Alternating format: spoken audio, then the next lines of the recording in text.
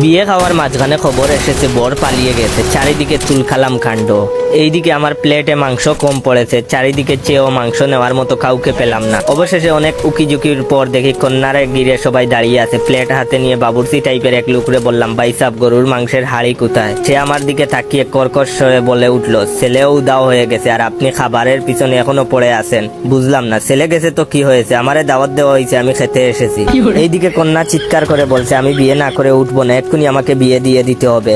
আমিও প্লেট হাতে নিয়ে বললাম, হক কথা, বরাবর কন্যা সাজা ভালো লাগে না, আজই বিয়ে হওয়া উচিত। দেখলাম 2-3 জন সহমত জানিয়ে মাথা নাড়া দিল। কন্যা আবার বলে উঠলো, এই মুহূর্তে আমার বিয়ে না হলে আমি গলায় দড়ি দিব। আমি মুরগির রানে কামড় দিয়ে বললাম, দেয়াই উচিত, এভাবে অপমান মেনে নেওয়া যায় না। এবারও কয়েকজন পাবলিক মাথা নেড়ে বলল, ঠিক ঠিক। কন্যা কাঁদো কাঁদো সরে বলল, আব্বা আমি কিন্তু এক কথা দুইবার বলবো না, তাড়াতাড়ি ব্যবস্থা করেন, নয়তো অঘটন হয়ে যাবে। মাংস শেষ, হাড্ডিতে কামড় দিয়ে বললাম, দ্রুত ব্যবস্থা না হলে ভাঙচুর হবে। এবার সবাই মিলে আমার দিকে ঘুরে তাকালো। কন্যার বাপ আমার হাত ধরে বলল, করো কি? আমি বললাম, কিছু করি না। মাংসের হাড়িটা কোথায় বলতে পারবেন? সে টাইট করে হাত চেপে বলল, টাকা 2 লাখ দিব, ব্যবসা করবা আর এক্ষুনি আমার মেয়েকে বিয়ে করবা। আশেপাশের